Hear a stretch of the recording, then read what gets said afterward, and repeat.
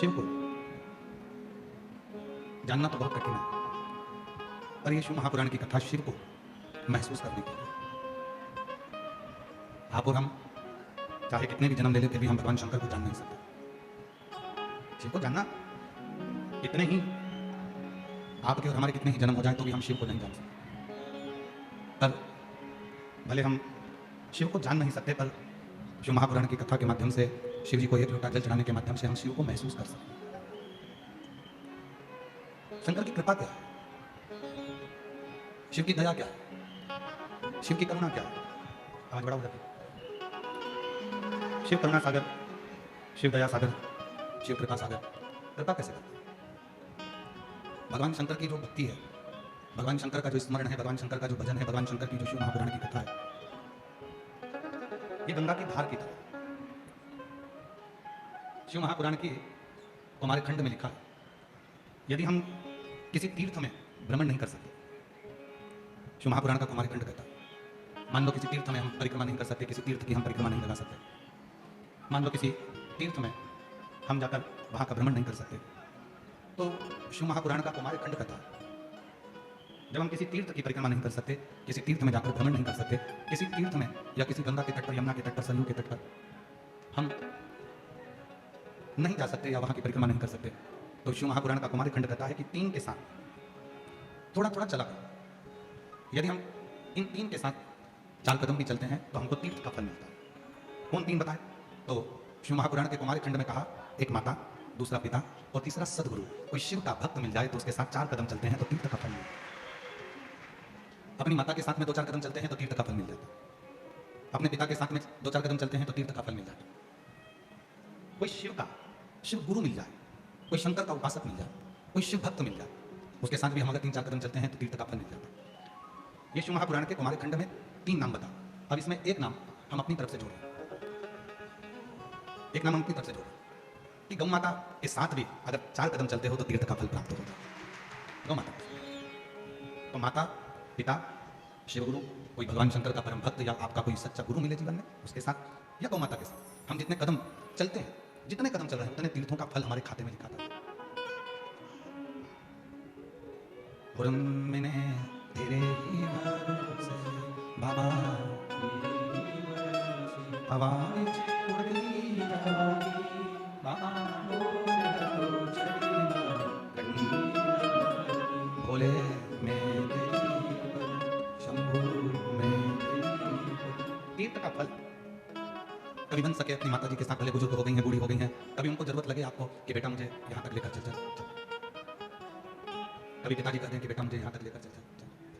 जितने कदम हमारे माता के साथ में, जितने कदम हमारे पिता के साथ में, जितने कदम हमारे माता पिता के साथ चलेंगे उतना उतना तीर्थ का फल हमको मिले। और कभी कोई सतगुरु तुम्हारी जिंदगी में मिले, कोई सच्चा गुरु तुम्हारे जीवन में मिल जाए, कोई शिव गुरु तुम्हारे जीवन में मिल जाए। शिव गुरु का मतलब क्या होता है? क्यों कथा में बार बार आता है शिव गुरु? शिव गुरु का मतलब है जिसके जीवन में मान अपमान दोनों सम, मान और अपमान दोनों सम। सम्मान दो तो ठीक, अपमान करो तो ठीक, तुम्हारी मर्जी हो जो बोलो, आग लगे बस्ती में अपन रहो, ना उसे सम्मान की जरूरत है ना उसे अपमान, वो अपनी समता में जीना, अपनी समता। दुनिया के लोग मोबाइल की स्क्रीन को बार बार साफ करते हैं। आपके पास भी मोबाइल है, जब जब मोबाइल पे बात करोगे तो थोड़ी देर में उसको पेंट से घिस लोगे, साफ कर लोगे मोबाइल की। दुनिया के लोग गाड़ी की सीट पर बैठते हैं तो गाड़ी की सीट को तप तपा के साफ करते हैं। आप भी बैठ कर आए होगे तो पहले तुमने अपने पल्लू से या रुमाल से या तप तपा के धूल साफ कर। ये जितने कैमरे वाले हैं फोटो खींच रहे हैं, आप अपने मोबाइल से फोटो खींचते हो तो पहले उसका कैमरा धीरे से एक बार हाथ फेर कर या रुमाल फेर कर साफ करते हो। आप मोबाइल का स्क्रीन साफ कर रहे हो बार बार, आप कैमरा साफ कर रहे हो बार बार, आप बैठने से पहले गाड़ी की सीट साफ कर रहे हो, कुर्सी पर बैठते हो तो कुर्सी की सीट भी साफ कर बैठते हो। तो फिर भगवान की जब भक्ति करने बैठते हो तो मन साफ कर क्यों नहीं बैठते? उसमें अहंकार, काम, आसक्ति, लोभ, वासना, तृष्णा क्यों भरकर बैठते? उसने मुझे अपशब्द कहा, मैं उसको आड़ा टेढ़ा बोलूंगा, भगवान उसने ऐसा कर दिया, प्रभु उसने ऐसा बोल दिया, परमात्मा उसने ऐसा कर दिया, तो हम वो क्यों सोचते? हम वो क्यों विचारते? शिव गुरु वो होता है जिसने अपने जीवन में ना मान से मतलब है ना अपमान से मतलब है, उसको तो केवल अपने मन की पवित्रता को धारण कर, मन को क्लीन कर, मन को साफ कर भगवान की भक्ति में डूबा।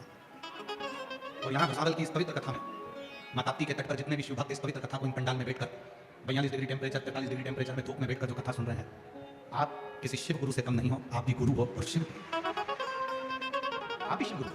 आपके अंदर भी मान और अपमान का मतलब नहीं है। बैठने की जगह मिल गई, कहाँ बैठे? कोई ने पूछा क्यों? तो कथा में गई थी तो कहाँ बैठी थी? मैंने तुझे देखा था, बिल्कुल पीछे बैठी थी, तेरी तो इतनी पहचान है, तो आगे जाके क्यों नहीं बैठी? उसने कहा कथा तो सुनना है ना भोलेनाथ जी की, सियर वाला गुरु जी को सुनने गई थी, मैं तो शिव पुराण सुनकर आ गई, अब मुझे आगे से मतलब ना पीछे से मतलब ये शिव गुरु का भाव है, उसमें शिव गुरु का क्यों? तेरी तो इतनी पहचान थी और तुझे बैठने के लिए कोई जगह नहीं मिली आगे, और तू तो पीछे के पंडाल में साइड में बैठी थी, मैंने देखा था तुझे एलईडी के पास में बैठी थी। हाँ, कथा तो सुनी ना, कहीं पर भी जगह मिली सुनी ना, इसको शिव गुरु कहते हैं कि ना तो आगे से मतलब ना पीछे से मतलब, ना मान से मतलब ना अपमान से मतलब। तो जितने भी शिव भक्त भुसावल की इस पवित्र धरा पर, यावल की इस पवित्र धरा पर, मां ताप्ती के तट पर जितने भी शिव भक्त ये इतनी भरचक गर्मी में जो कथा सुन रहे हैं, आप भी किसी शिव गुरु से कम नहीं हो, क्योंकि आपके अंदर ना मान से ना अपमान से, ना कोई आगे से ना कोई पीछे से, आपको तो केवल एक मतलब है, श्री शिवाय। आपको किसी से मतलब नहीं, आपको केवल एक मतलब है, श्री शिवाय नमस्तुभ्यं, श्री शिवाय नमस्तुभ्यं, श्री शिवाय नमस्तुभ्यं, श्री शिवाय नमस्तुभ्यं। कोई मतलब नहीं है, जहां जगह मिले वहां बैठकर भजन करना। शिव मंदिर में जा रहे हो, कोई कह रहा है कि बताओ शंकर जी के मंदिर में वो अपनी जगह संभाल कर बैठ जाती है, वो पसर कर बैठ जाती है, वो अपनी जगह इकट्ठा करके बैठ जाती है, तुमको जगह नहीं देती, लोटा भर जल चढ़ाने नहीं देता, कोई बात नहीं, वो चढ़ा देगी ना, एक ही बात, जब वो उठ जाएगी मैं चढ़ा। शिव गुरु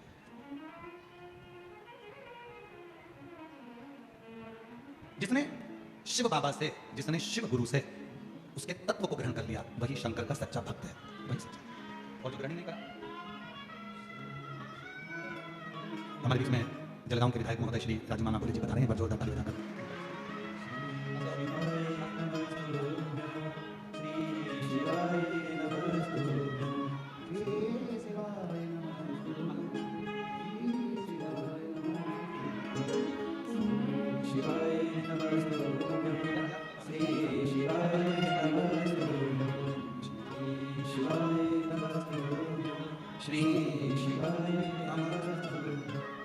शिव गुरु से हमको कुछ सीखना, शिव गुरु से हमको कुछ ग्रहण करना।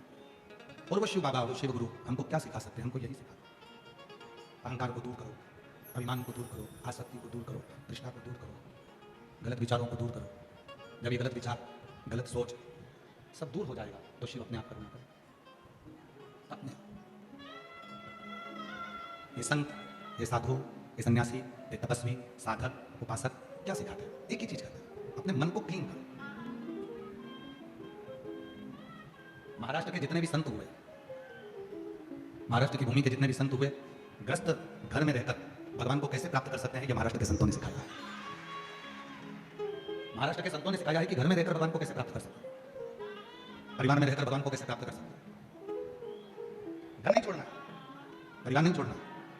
ए भाई भूपेश, इधर देखो, इधर की आवाज बढ़ाइए पीछे की। घर परिवार कुटुंब कबीला नहीं छोड़ना, सबके साथ में रहकर सबके साथ में रहो और भगवान की अविरत भक्ति को धारण करो सबके साथ। कभी कभी लोग कहते हैं क्यों गुरुजी तुमने नया मंत्र निकाल दिया, श्री शिवाय नमस्तुभ्यं। हम उन बहन भाई से कहते हैं कि हमने इस मंत्र को नहीं निकाला, ये शिव महापुराण में विदेश्वर संहिता में छुपा हुआ मंत्र था, जिसको मेरे भोले बाबा ने प्रकट कर दिया है, इसको हमने नहीं निकाला। आज का जो जमाना है, इस कलिकाल में ओटीपी का जमाना है। बैंक में अगर खाता खुलाना है तो ओटीपी आएगा, पैसे निकालना है तो ओटीपी आएगा, रजिस्ट्री कराना है जमीन की तो ओटीपी आएगा, कोई टैक्स का काम करना है तो ओटीपी आएगा, कोई टैक्स का काम करना है तो ओटीपी आएगा, कोई दूसरा कोई काम करना है तो ओटीपी आएगा। ये आज का जो जमाना है वो ओटीपी का जमाना है, ओटीपी। आज जितना भी जमाना चल रहा है ये सब ओटीपी का। एडमिशन कराने जाओ तो भी स्कूल वाले कहते हैं आपके मोबाइल पर एक ओटीपी आएगा, हम एडमिशन देंगे। पैसे निकालने जाओ एक ओटीपी आएगा, हम पैसे निकालेंगे, ओटीपी। तो जैसे कलिकाल में, कलयुग में ओटीपी आया है और उस ओटीपी से तुम्हारा एडमिशन हो रहा है, उस ओटीपी से तुम्हारा पैसा जमा हो रहा है, उस ओटीपी से तुम्हारा पैसा जमा हो रहा है, उस ओटीपी से तुम्हारा खाता खुल रहा है, उस ओटीपी से सब कुछ तुम्हें प्राप्त हो रहा है। उसी तरह ये श्री शिवाय नमस्तुभ्यं ये मंत्र नहीं है, ये शंकर जी का ओटीपी है, जिससे आप शिव के हो शंकर। ये वो मंत्र, ये वो साधना। ओम नमः शिवाय बोलिए, ब्रह्मांड के रचयिता भगवान शिव को नमस्कार है। नमः शिवाय बोलिए, शिव जी को नमस्कार है, प्रणाम। श्री शिवाय नमस्तुभ्यं बोलिए, शिव को नमस्कार, प्रणाम। ये वो ओटीपी। आप जितना जितना इसको जपोगे, जितना जितना भजोगे, उतना उतना शिव के करीब में पहुंचते चलोगे शंकर। और शिव को पाने का सुंदर तरीका ही है, भगवान शंकर को प्राप्त करने का सुंदर तरीका ही है शिव की अभिव्यक्ति, शिव का। एक बड़ा सुंदर प्रसंग 63 नैनारों में आता है, बहुत सुंदर प्रसंग है। शिव जी के जो 63 भक्त हुए हैं, भगवान शंकर के जो 63 नैनार हुए हैं, 63 जो भक्त हुए हैं शिव जी, उस 63 नैनारों में एक नैनार का वर्णन आता है अपर। शिव जी के 63 शिव भक्तों में से 63 शिव भक्तों में से एक शिव भक्त हैं अपर, जिनका नाम है अपर। तमिलनाडु प्रदेश के रहने वाले हैं और इनका जो बचपन था वो शिव की भक्ति में निकला। इनकी एक बहन है तिलकावती, भाई का नाम है अपर और बहन का नाम है तिलकावती। दो भाई बहन हैं अपर और तिलकावती। बाल्यावस्था पूरी संघर्ष में निकली अपर। बड़ा ध्यान देना इस कथा पर। 63 नयनारों में से एक नयनार, 63 शिव भक्तों में से एक शिव भक्त अपर की कथा है। अपर बचपन पूरा संघर्ष से निकला, पूरा संघर्ष। जैसे सोने को तपाएंगे तब उसमें निखार आएगा। सोना जितना तपता है उतना उसमें निखार आएगा, उतना। चांदी के बिस्कुट की कीमत कम है और चांदी की पायल की कीमत, चांदी के जेवर की कीमत ज्यादा है। सोने के बिस्कुट की कीमत कम है और सोने के जेवर की कीमत ज्यादा है। आप सोने वाले के पास जाकर झगड़ा करोगे, क्यों साहब सोना तो ये भाव चल रहा है और तुम उसका जेवर इतना महंगा दे रहे हो। चांदी तो ये भाव चल रही है और चांदी का जेवर, हमने चांदी की पायल बनवाई, चांदी की बिछुड़ी बनवाई, तुमने इतनी महंगी दी।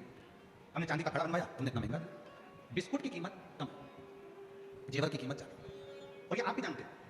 तुम्हारे लड़के की शादी करो और लड़के की शादी में हमारे उधर का एक नियम है कि बहू के चढ़ावे में जेवर दिया जाता है। इधर का नहीं मालूम हमको, भूसा वाल का। इधर देते हैं क्या? अरे जम के तो बोलो।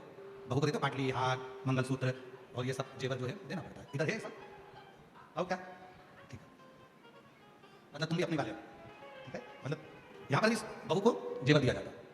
अब तुम सोचो कि मेरे को बहू को जेवर की जगह एक काम करती हूँ, 2 तोले का हार बनवाऊंगी, 1 तोले की चूड़ी बनवाऊंगी, 1 तोले के कान के बनवाऊंगी, ठीक है, 4 तोला सोना हो गया। तो तुमने विचार करा एक काम करती हूँ, 4 तोले का एक बिस्कुट ले लेती हूँ और बहू को चढ़ा देता हूँ।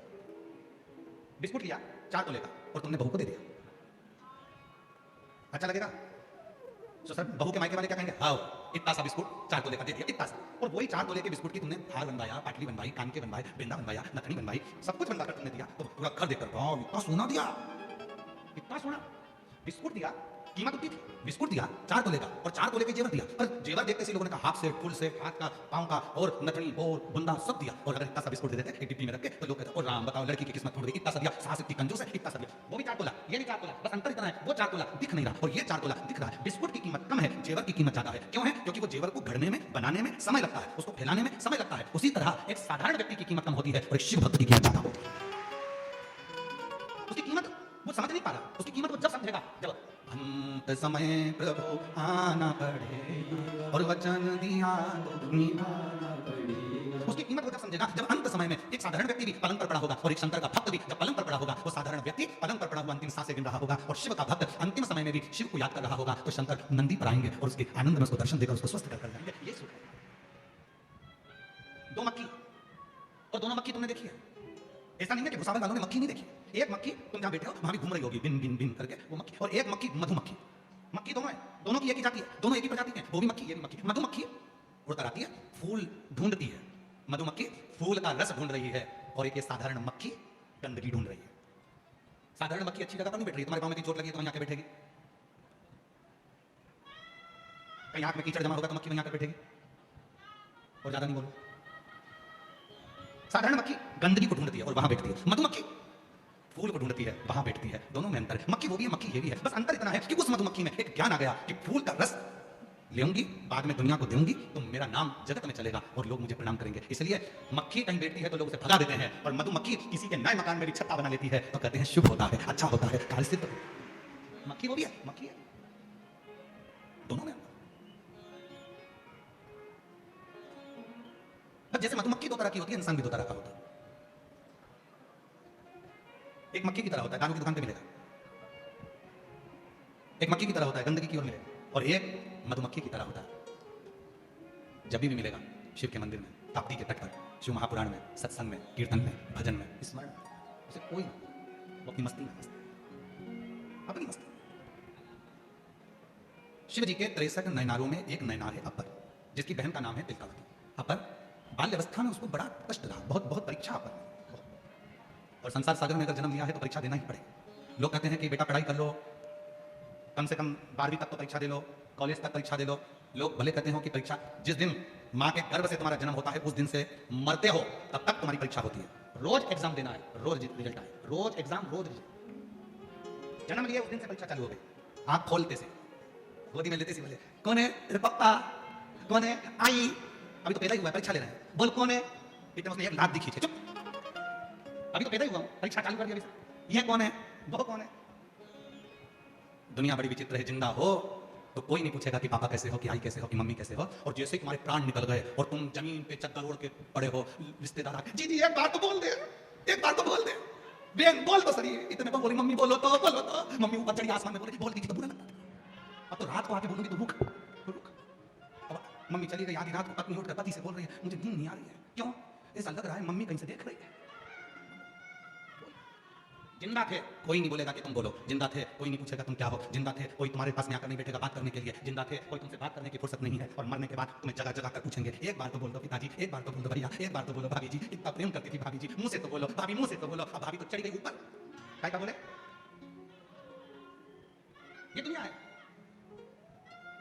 पैदा हो गए उस दिन से परीक्षा चालू है, और केवल तुम्हारी परीक्षा नहीं, भगवान श्री राम जी की परीक्षा हुई जन्म लेते से। माता कौशल्या जी ने कहा, माता पुनि बोली सोमवती डोली तजौतात यह रूपा की जैसे सुलीला अति प्रियशीला यह सुख परम अनुपा सुनी वचन सुजाना रोदन ठाना होई बालक सुर भूपा।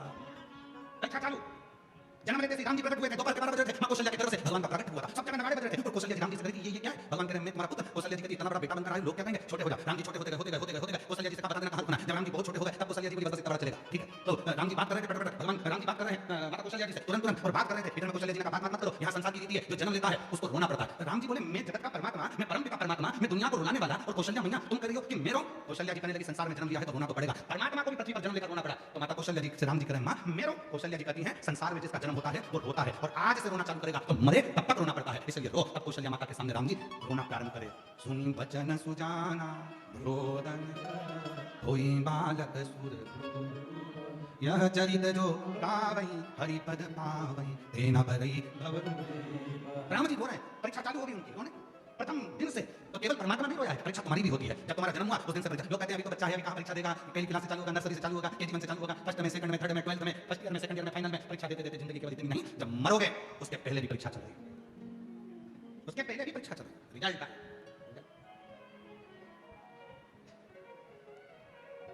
तीन तरह के रिजल्ट हैं, पास हो जाओ, फेल हो जाओ, या सप्लीमेंट्री। एक आध सब्जेक्ट हो गए फिर क्लियर करो।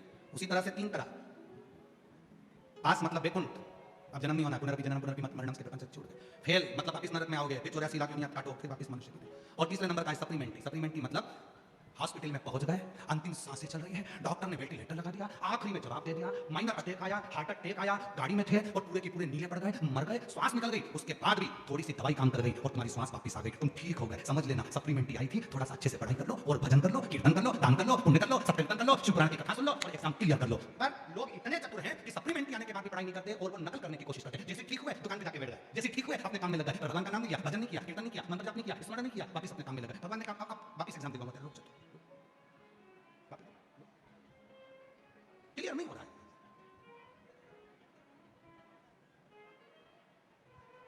फिर वही संसार का चक्र, उसमें घूमना, फिर बोलेंगे स्मरण। वो आप लोग बोलते हो ना, कौन सी एक लाइन है कहीं निकले, सास गाली देवे, ऐसा ही ना, और ऐसा नहीं है, वो तुम्हें समझने की जरूरत है। सास गाली देवे तो दिल पे नहीं लेवे, क्यों लो दिल पे, वो गाली दे रही है, देने दो, वो दे रही है ना, देने दो ना, तुम्हें क्या करना, तुम जवाब मत दो ना। संसार सागर में अगर वापस आए हो, संसार सागर में ये जन्म मिला है, तो क्यों अपन दिल पे, क्यों विचार करना, क्यों अपने मन, क्यों? हम तो यहां तक कहेंगे सास गाली देवे दिल पे नहीं लेवे, उम्र का है कसूर, ये सब उम्र का कसूर है, वो गाली दे रही है, देने दो उसको, तुम्हें सिखा रही है। कुम्हार को देखो जो मटका बनाते हैं, कुम्हार को देखो जो बर्तन बनाते हैं मिट्टी के, वो कुम्हार एक हाथ अंदर रखता है मटका बनाते समय, एक हाथ से थप, एक हाथ अंदर, एक हाथ थपथपाता है। बस घर की बुजुर्ग माँ भी ऐसी होती है, घर का बुजुर्ग बाप भी ऐसा होता है, अपनी बहू को, अपने बच्चों को थोड़ा थपथपाता है, थोड़ा कष्ट देता है, और नीचे से संभालता भी रहता है, मेरी बहू है, मेरा बेटा है, मेरा। क्यों?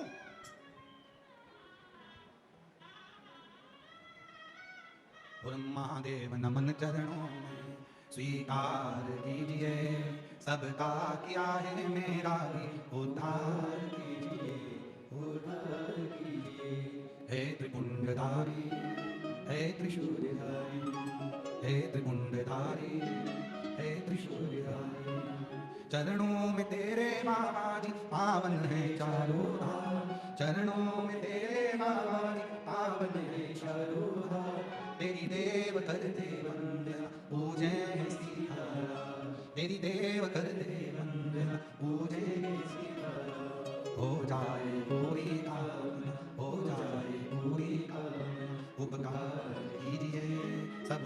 किया है मेरा भी उद्धार कीजिए, उद्धार कीजिए। हे त्रिशूलधारी, हे त्रिशूलधारी, हे त्रिशूलधारी, हे त्रिशूलधारी। उसने दिया है हम समझें। शिव के 63 नयनारों में 63 नयनारों में एक नयनार है अपर, और अपर की बहन है तिलकावती। अपर की बहन तिलकावती 63 नयनारों में से एक नयनार, और अपर की बहन है तिलकावती। अपर बचपन संघर्ष में निकला, संघर्ष, ठीक है, संघर्ष होना चाहिए।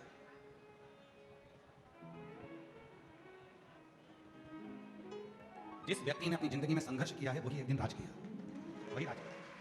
संघर्ष होना चाहिए। किसी डॉक्टर के पास जाकर पूछना, छोटा सा बच्चा 2-3 साल का, उसको कालीन पर रखो, डंडक के गद्दे पर रखो, मखमल के कपड़े पहनाओ, खूब सुंदर सुंदर श्रृंगार करो, वो बच्चा बार बार बीमार पड़ता रहेगा। डॉक्टर कहते हैं कि इसको थोड़ा मिट्टी में खेलने दो, डॉक्टर कहते हैं इस बच्चे को थोड़ा जमीन पर खेलने दो, इसको मिट्टी शरीर में लगने दो। जब ये मिट्टी शरीर में लगेगी तो ये बच्चा मजबूत होगा और इसकी जो बीमारियां हैं वो थोड़ी कम होगी। इसको मिट्टी लगना चाहिए, मिट्टी। और आज के जमाने में अगर बच्चे को थोड़ी सी मिट्टी लग जाए, थोड़ा सा दादी ने काम बता दिया, थोड़ा सा कर दिया, जा बेटा ये सामान लिया, तो माँ का मुंह खुल जाता है। मेरे बेटे को बोलती हो काम के लिए, उसकी उम्र इतनी सी, वो जाएगा सामान लेने के लिए, तुम्हारा नौकर लगा है क्या? बच्चे को दादी काम बता रही है, वो बार बार जाना आना करेगा, उसके स्वास्थ्य के लिए लाता है। भारत के एक संत घूमने के लिए विदेश गए, तो विदेश में 2 हॉस्पिटल बने थे। एक हॉस्पिटल बना था नॉर्मल डिलीवरी होती है, दूसरा हॉस्पिटल बना था ऑपरेशन से डिलीवरी होती है। बच्चा होता है नॉर्मल, दूसरा था ऑपरेशन से बच्चा होता है। संत ने जाकर ऑपरेशन वाले हॉस्पिटल में पूछा कि यहाँ ऑपरेशन से बच्चा होता है और तुम्हारे सामने बना हुआ हॉस्पिटल है उसमें नॉर्मल डिलीवरी होती है, नॉर्मल बच्चा होता है, इसका दोनों का अंतर क्या? तो कहा जहाँ ऑपरेशन से बच्चा होता है उसकी फीस 1.5 लाख रुपए, ठीक है, जहाँ नॉर्मल डिलीवरी होती है उसकी फीस 3.5 लाख रुपए। तो उसने कहा ऑपरेशन से डिलीवरी में 1.5 लाख और नॉर्मल डिलीवरी में 3.5 लाख, ऐसा कैसे? उसने अंदर गया तो सारी मशीनें देखी, ऑपरेशन से बच्चा होता है। अब नॉर्मल डिलीवरी होती है, वहां गया, वहां जाकर देखा तो एक छोटा सा कमरा दे दिया, कमरे के बाहर गार्डन दे दिया, गार्डन में थोड़े से आटा पीसने के लिए चक्की रख दी, थोड़ी सब्जियां दे दी बोने के लिए, और कह दिया इसमें हम लड़की को रखते हैं जिसका गर्भ रहता है, उसको कहते हैं सब्जी काटो, सब्जी बनाओ, अपने घर का पोछा लगा, झाड़ू लगा, बर्तन मांजो और चक्की चलाकर आटा पीसो, रोटी बनाओ और खुद बर्तन मांजो और खुद पानी भरकर लाओ। जब वो पानी भरने जाती है, जब वो चक्की पीसती है, तो 3.5 लाख रुपए तुम नॉर्मल डिलीवरी का ले रहे हो और 1.5 लाख रुपए तुम ऑपरेशन का ले रहे हो। गजब है। अब वहां जाकर देखा तो विदेश में जितने ऑपरेशन के लिए बच्चों की माताएं नहीं खड़ी थी, उससे ज्यादा नॉर्मल डिलीवरी के लिए खड़ी थी। और वही कि भाई हमारे भारत में होता है, सास कह देती है बेटा थोड़ा काम कर लो डिलीवरी के टाइम, जाते के टाइम तो बहू को लगता है कि मम्मी तो मुझसे काम करा रही है, इतने में डॉक्टर को दिखाने, डॉक्टर ने कह दिया बेड रेस्ट, पड़ी आओ मोबाइल चलाती है। अब दिन भर mobile, bed rest, mobile, bed rest, mobile, bed rest, mobile, बैठे बैठे खा लिए, बैठे बैठे काम कर लिया, मोबाइल में दिन भर कार्टून देखती रही तो औलाद भी कार्टून जैसी पैदा कर दी। दिन भर मोबाइल में नाटक देखती रही, नाटक में कहीं ना कहीं 24 घंटे रोती मिले। तुम देखो कोई भी सीरियल निकाल के देखना, जितने अभी तक नाटक बने हो, चाहे किसी भी टीवी पर चलते हो, किसी भी टीवी का एक सीरियल पुराने से लेकर आज तक निकाल कर देख लो, सारे सीरियल में जब भी देखोगे 2-4 दिन खुशी दिखाते हैं, बाकी के समय रोते ही बताएं, 24 घंटे रोते। तो दिन भर बेड रेस्ट में केवल नाटक देखती रही तो औलाद की नौटंकी पैदा हुई, गोदी में ले तो चुप, जमीन पे सुला तो पेपे करे। फिर सास को गुस्सा आ जाता और आखिर में सास गुस्से में कहती भैया हमारे भी 3-3 4-4 थे, बहू तुमने गजब की औलाद पैदा करी। सास को गुस्सा आ जाता, वो भी कहती थी गजब की पैदा करी, हमारे भी 3-4 थे, खिलाते पिलाते पटक देते, खेलते रहते और तू तुमको गोदी में ले लेके मेरा चंदा है तू, मेरा सूरज है तू, ले गोदी में ले लेके घूमती रहती 24 घंटा। ये तो फिर गुस्सा तो आए, सास को भी गुस्सा है, अच्छी औलाद पैदा करी। और वो औलाद भी ऐसी, पहले के बच्चे जन्म लेते थे नानी के घर में तो नानी से बहुत प्रेम होता था, पहले के बच्चे दादी के घर पैदा होते थे तो दादी से प्रेम होता था, आज के बच्चे हॉस्पिटल में पैदा होते तो डॉक्टर सिस्टर से प्रेम होता है। हर 15 दिन में बीमार पड़ जाते हैं, हॉस्पिटल लेके जाओ, बस हॉस्पिटल की सीढ़ी चढ़ो बच्चा ठीक, क्योंकि उनकी मौसी की याद आने लगती है, उनको मामा याद आता है, डॉक्टर मामा, बस हाथ लगाकर बच्चा ठीक हो जाता है। फिर कहते हैं हमारा फैमिली डॉक्टर इतना बढ़िया, बस हाथ लगाता ठीक हो जाता। क्यों? क्योंकि उसको आदत पड़ी है, नानी के घर पैदा होता तो नानी के यहाँ जाकर खुश होता, दादी के यहाँ पैदा होता तो दादी के यहाँ खुश होता। हॉस्पिटल में पैदा हुआ तो 15-15 दिन में उसको हॉस्पिटल की याद आती है तो ले जाना पड़ता है, कभी सांस उठेगी, कभी सर्दी होगी, कभी जुकाम हो गया, कभी कुछ हो गया, फिर लेके भागो, फिर लेके भागो, और हॉस्पिटल की सीढ़ी चढ़ते से एकदम ठीक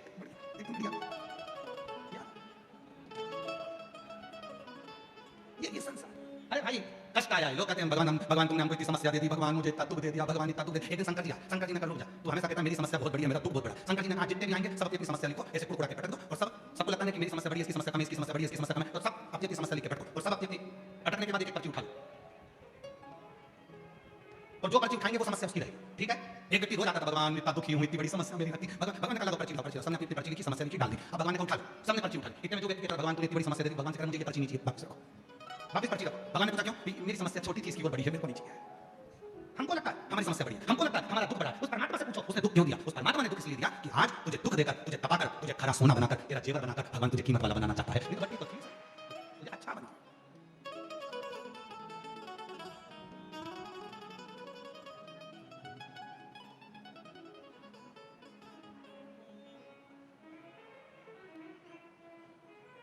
फूलों की कलियों में, काशी की गलियों में, फूलों की कलियों में, काशी की गलियों में, तेरे बिना कुछ कहीं ना, तेरे बिना भी क्या जीना, तेरे बिना भी क्या जीना, ओ शंभू रे, तेरे बिना भी क्या जीना, ओ बाबा रे, तेरे बिना भी क्या जीना। फूलों की गलियों में, काशी की गलियों में, फूलों की गलियों में, काशी की गलियों में, तेरे बिना कुछ कहीं ना, तेरे बिना भी क्या जीना, तेरे बिना भी क्या जीना, ओ बाबा रे, तेरे बिना भी क्या जीना, ओ शंभू रे, तेरे बिना भी क्या जीना। शिव कथा कर रही है। अपर तिलकावती दोनों ने बाल्यावस्था से दुख देखा, दोनों ने बाल्यावस्था से दुख देखा, कष्ट देखा, तकलीफें देखी, इतना कष्ट इतना दुख देखा उन्होंने अपनी जिंदगी में। वो दुखी दुख में, कष्ट ही कष्ट, परेशानियों में, कष्ट में। अपर एक दिन अपने धर्म को छोड़कर दूसरे धर्म में चला, दूसरे अपना धर्म छोड़ दूसरे धर्म में चला। और शिव महापुराण की कथा कहती है, रूखी रोटी खा लेना, प्यासे रह लेना, और दूसरे धर्म में कभी प्रवेश मत करना। सनातन धर्म से बड़ा कोई धर्म नहीं, सनातन धर्म से बड़ा कोई धर्म नहीं, दूसरे धर्म में ना जाए। सबसे ज्यादा निवेदन करूंगा मैं मेरी बेटियों से, मेरी बेटियों से, मेरी बेटियों, एक दान होता है कन्यादान। जिस बाप की बेटी जन्म लेती है, जिस माँ की कोख से बेटी ने जन्म लिया है, अगर वो माँ बाप अपनी बेटी का कन्यादान नहीं कर पाते हैं तो उस माँ बाप को कीड़े का जन्म मिलता है, पेड़ का जन्म मिलता है, और लोग उस पर पत्थर मारते हैं। 20 लाख योनियां हैं वृक्ष की, और 20 लाख योनियां लेना पड़ता है बेटी के माँ बाप को, अगर वो बेटी का कन्यादान ना कर पाए तो। इसलिए मेरा बेटियों से निवेदन है, लोग कहते हैं बेटा माँ बाप को स्वर्ग भेजता है, ना ना ना ना। जिस घर में बेटी का जन्म होता है, माँ बाप अपनी बेटी को पढ़ाते हैं, लिखाते हैं, अच्छे कॉलेज भेजते हैं, अच्छे कपड़े दिलाते हैं, खूब अच्छे से उसको रखते हैं। मेरा बेटी से निवेदन है, खूब अच्छे कॉलेज में पढ़ो, स्कूल में पढ़ो, खूब अच्छी एजुकेशन करो। तुम्हारे कितने भी दोस्त, कितनी भी सहेलियां हो, और याद रखना, कितने भी दोस्त बन जाए और कोई शादी के लिए कितना भी प्रेशर दे, उससे कह देना मैं अपना सनातन धर्म छोड़कर दूसरे धर्म में शादी नहीं कर सकती। कह देना मैं अपना सनातन धर्म छोड़कर दूसरे धर्म में शादी नहीं करूंगी, मुझे मेरे माँ बाप से कन्यादान कराना। मैं बेटी हूँ उसकी, उसने मुझे दूध पिलाया है, पाला है, मैं अपने दूध के कर्ज को भुला नहीं सकती। अपने माँ बाप से कन्यादान का मौका दो। अपने हिंदू सनातन धर्म में शादी करो, दूसरे धर्म में क्यों जाना। जरा सा मोटरसाइकिल लेकर आया, 10 रुपए की चाउमीन खिलाई, वो मोटरसाइकिल भी सुधरने के लिए आई थी दूसरे की, और उस मोटरसाइकिल पे तुम्हें एक्शन दिखाने आया और तुम उसको देखकर पिघल गए, और 10 रुपए की चाउमीन में 15 रुपए के गोलगप्पा में गोल हो गई। अरे मेरे महाराष्ट्र की बेटियों, तुम अहिल्याबाई के जमाने की बेटियां हो, तुम जीजाबाई के जमाने की बेटियां हो, तुम मुक्ताबाई के यहाँ की बेटियां हो। महाराष्ट्र की एक एक बेटी जीजाबाई है, महाराष्ट्र की एक एक बेटी अहिल्याबाई होलकर है, महाराष्ट्र की एक एक बेटी मुक्ताबाई है। ऐसे पीछे हट जाए। छत्रपति वीर शिवाजी महाराज की कथा, छत्रपति संभाजी महाराज का चरित्र कथा है। छत्रपति संभाजी की धर्मपत्नी अपने पति के साथ कदम से कदम मिलाकर चलती थी और कहती थी, स्वामी चिंता मत करना, जब तुम्हारी तलवार हल्की पड़े, तुम्हारी ये पत्नी तलवार लेकर मैदान में कूद पड़ेगी। बहुत मराठाओं की पत्नी। आजकल की लड़कियां जरा सा बस हमें अपना सनातन धर्म बुरा लगने लगा, सनातन धर्म की बुराई करने लगे। थोड़े से पढ़ लिख गए तो तुम्हें शंकर का मंदिर बुरा लगने लगा, थोड़े से पढ़ लिख गए तो तुम्हें सनातन धर्म बुरा लगने लगा, थोड़े से पढ़ लिख गए तो तुम्हें मंदिर दिवाले बुरे लगने लगे, तुम थोड़े से पढ़ लिख गए तो तुम्हें ये सब ढोंग ढकोसला लगने लगा, क्योंकि तुम्हें दूसरा धर्म ठीक लग रहा है ना। मैं सनातनी हूं, मेरे माँ बाप ने मुझे जन्म दिया है, कहीं नहीं जाऊंगी, दोस्ती किसी से भी हो, इतना भी बड़ा बेस्ट फ्रेंड हो, कितनी भी बढ़िया बेस्ट फ्रेंड समझ से लिया नहीं, मैं अपना सनातन धर्म अपनाऊंगा।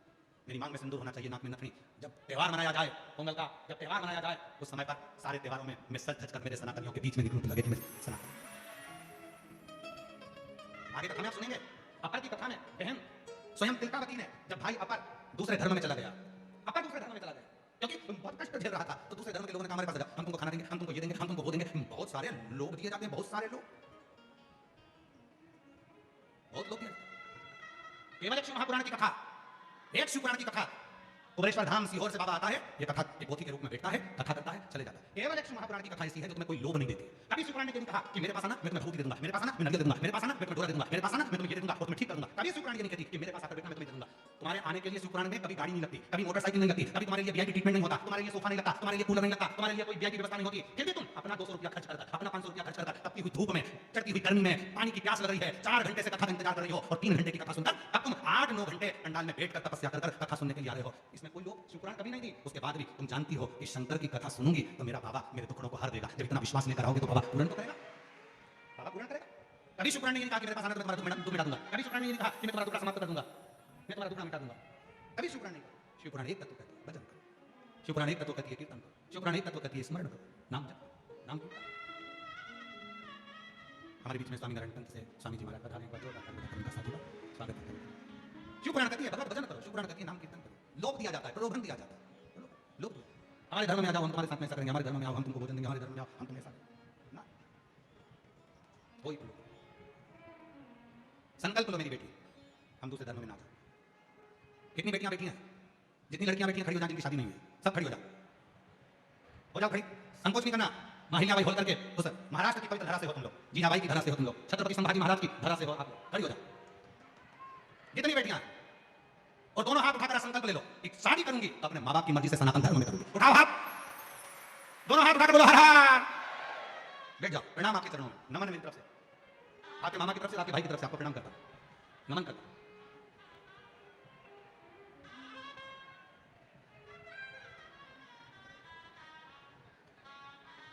और जितने लड़के बैठे हैं वो भी खड़े हो जाओ, खड़े हो जरा, जितने मुलगा लोग, हाँ बढ़िया खड़े हो जाओ, है ना, हम मुलगी देंगे मुलगा, खड़े हो जाओ सारे के साथ, इनकी शादी में खड़े हो, हाँ हो जाओ।